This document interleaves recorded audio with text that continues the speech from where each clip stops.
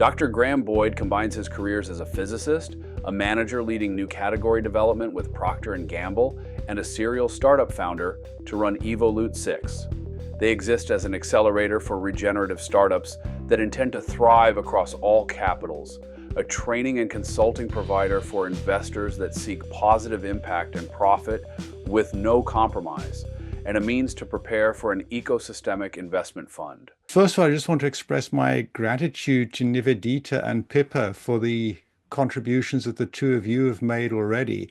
I am in awe of what each of you is doing. I know that I do not have the talents and skills to be able to do what you two are doing, and it's absolutely necessary that that is being done. What I'm going to be covering now in the third contribution of today complements what the two of you are doing by looking at the more systemic level. And I'm also building on what the two of you have already spoken on. And in particular, I'm building on the whole theme of inclusion across all arenas of inclusion, and the whole theme of finding a system where everything can belong and the whole is strengthened by its parts. So I really appreciate the way the two of you have set the stage for me to come in now. Much appreciated. So what we're up to is summarized in what Marie, my co-founder, said to her then 8-year-old daughter a few years ago. And we're building businesses with people who love the planet and their children and want to protect and rebuild all life on Earth while being fair to everyone. So the intent of everything we're doing is to reshape the entire economy in such a way that what Nivedita was talking about, what Pippa was talking about, becomes less and less necessary over time. And as Pippa said, her focus is the grassroots and how. Well, I would say our focus is the root causes and then how to address them. So we look at the world of business as consisting of 6 strata or 6 layers. Pippa and Nivedita were talking about the 2 human strata, and I'm going to be talking now about strata 4 and 5, the key strata of individual businesses and local economies and business ecosystems. Now, some of what I'm saying has a little bit of challenge in it, but please stay through with this. I'll be unpacking it and building connections to what people know as we go through.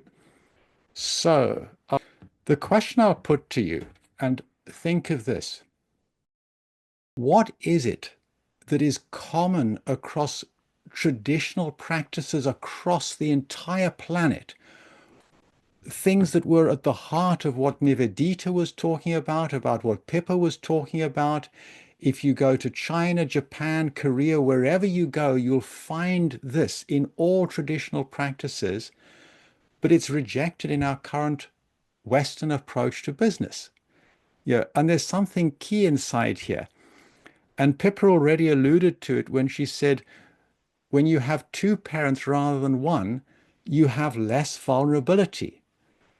And so the key is, instead of seeing competition or collaboration as opposites, traditional practices recognize that there is a necessity to have both collaboration and competition. This is the key difference between a single parent and 2 parents. That when you have 2 parents, they can cooperate with each other, they can collaborate, they can pool resources. And so the vulnerability of a 2-parent family is lower than a 1-parent family. The vulnerability of an extended family is even less than that of a 2-parent family. The vulnerability of a village is even less than that of an extended family. So why is it that in business, we reject the idea of collaboration between businesses? After all, what is a business if not a community of people? And if you have 2 villages that collaborate, both villages are much less vulnerable than one village in isolation, Similarly, if you have two competing companies that also collaborate, you have less vulnerability. So why is this? Why do we have this situation? To dive into things, one of the key reasons why we need collaboration is because life is unpredictable, even unknowable. And this is at the heart of what we're all dealing with is the unpredictability of what's going to happen to us tomorrow, maybe even in 5 minutes' time. And to show you what this really means, I'm going to switch now to an illustration of just what this means for two farmers.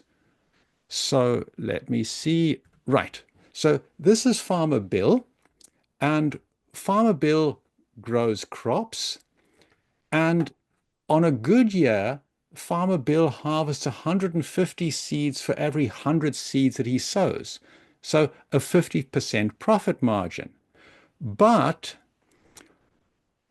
yeah, so this is what would happen over 100 good harvests if Farmer Bill starts with 1 kilogram of seeds and resows all of the seeds each harvest.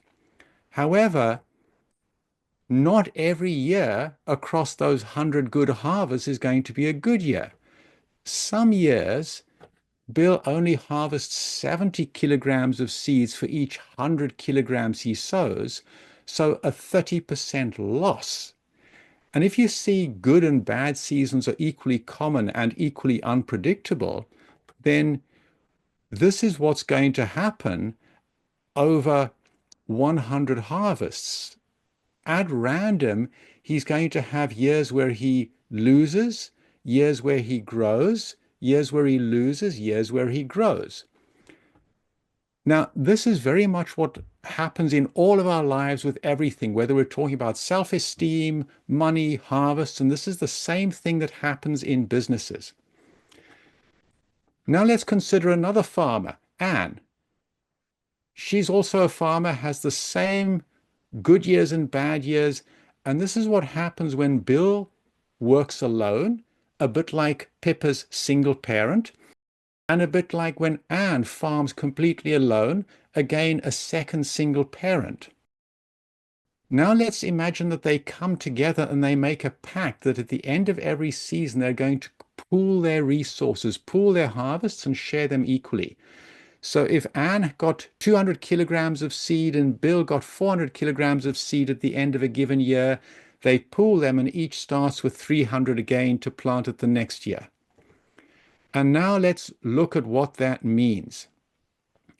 If they're cooperating versus if they're alone, so you see cooperating, the purple line, each of them cooperating outperforms each of them alone. And for Bill, significantly, because Bill's doing pretty badly in the last few years here. Without being together with Anne, he would have probably fallen and gone bankrupt. And if we keep going for longer, you see that Anne and Bill cooperating consistently do better than Anne or Bill alone.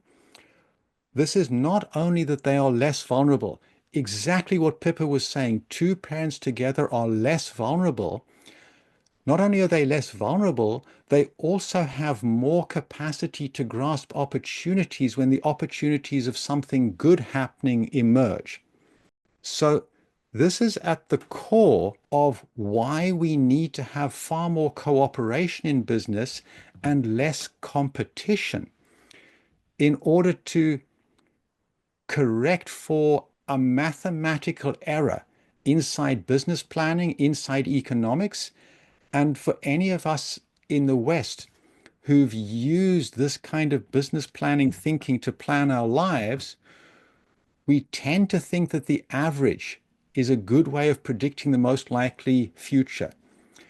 You saw what happened. The average is not actually a good way of predicting how much Bill or Anne individually will harvest. We need to look at what is typical for a single farmer versus what is typical for a group of farmers. Similar to what Pippa was saying, what the typical vulnerability of a single parent is much higher than the typical vulnerability of two parents, which is higher than the typical vulnerability of an extended family, which is higher than the typical vulnerability of a closely collaborating village. So what we need to do to correct for this ergodicity error, which is the statistical error inside economics, business planning, investment theory, everything around how we do business is riddled with this statistical ergodicity error. This is at the heart of why it's been so hard for all of us to thrive. And the secret is we have to build businesses that can collaborate. So this is another version of the farming simulation that you've just been looking at. Now, the upwardly sloping line is the average of all possible outcomes. That is the basis for business planning and all of that sort of thing. This downward line is the cloud of typical. What you see here is that if 50 businesses are running in isolation, as basically 50 single parents is the equivalent in Pippa's world, they all go bankrupt. They're all highly vulnerable over a 10-year period. Now let's have a look at what that means. Because each business has promised to the investors that they're going to grow on this upwardly sloping line, to tilt this up to the upwardly sloping line, they need to extract from resources. They need to push waste into somebody else's problem. They need to exploit much more. And to get the typical outcome of vulnerable individual businesses back up to the growth rate promised to investors requires a 5 times level of extraction. In other words, we cannot get to a circular, thriving, regenerative, post-growth, whatever word you prefer to use, we cannot get there unless we correct for this ergodicity error. And the way to correct for the ergodicity error, exactly as Pippa was saying, we have to shift from treating each business as a distinct single parent kind of thing, a distinct entity with only competition, no collaboration. We have to bring in pooling of resources. And the more you bring in collaboration between competing businesses, the more you see collaboration and competition as distinct dimensions, the less extractive you need to be, the more you can actually get to a healthy business that has less exposure to vulnerabilities. And the more you can do that, the more resources you have available to use for regeneration, for thriving, for everything, and the less pressure you're under to exploit, to hide waste, to hide costs and things like that. Now, to do that comes back to the theme that has run through all 3 of our contributions. We need to build for inclusion. And my focus is we need to build business ecosystems that are inclusive ecosystems, not 10,000 individual businesses like 10,000 pot plants in a nursery, but rather build an ecosystem, a full forest that includes all capitals, all stakeholders. To do that, we need new building blocks. Just like Gustav Eiffel built a tower twice the height of the tallest tower previously by using iron instead of stone to build with, we need new ways of building companies. And we need ways of building companies that are inclusive, that include all capitals, all stakeholders, includes nature, people, society, individuals in governance, where all of the companies are connected and all companies have a fair balancing contribution of value that they're earning. So we need to build inclusive businesses to be able to build inclusive societies. And one comment, I also grew up in apartheid South Africa. And Pippa, I'm not quite sure how old you are, but you're definitely in the consequences of apartheid and were probably born when apartheid was still around. And one of the key things I realized or coming up to 15 years ago now, the key problem of apartheid, the root cause was that only people with a white skin were included in governance rights. So the white skin was the basis of having the right to vote, control of the country, control of the wealth distributed. And I realized about 15 years ago, the way we build business today, the way we govern business has links to apartheid, the same pattern, because it's only if you have money to invest that you get the right to vote in the company, control of the company, and control of the wealth distributed. So the heart of our approach is to recognize that just as nobody owns you, nobody owns your family, your city, or your country, actually nobody owns your company. The problem is the way we govern the company, the way we allocate voting rights makes it the same as if somebody owns the company.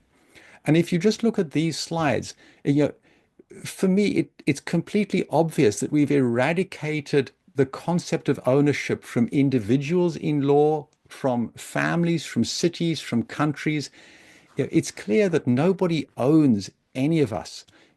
Granted, modern day slavery still exists, but in almost all countries, it's illegal. And similarly, actually, in almost all countries, there is nothing in the law that says that the company is the property of the investors. The problem is that we have an exclusive way of governing companies rather than an inclusive way.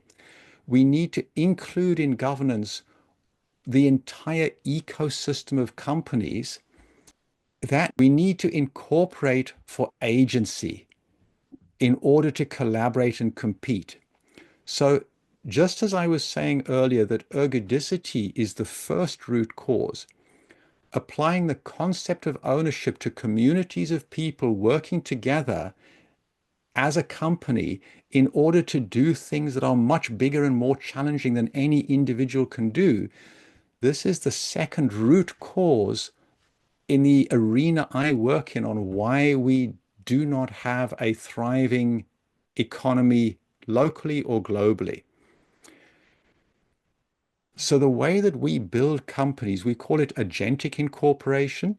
We also call it the fair shares commons.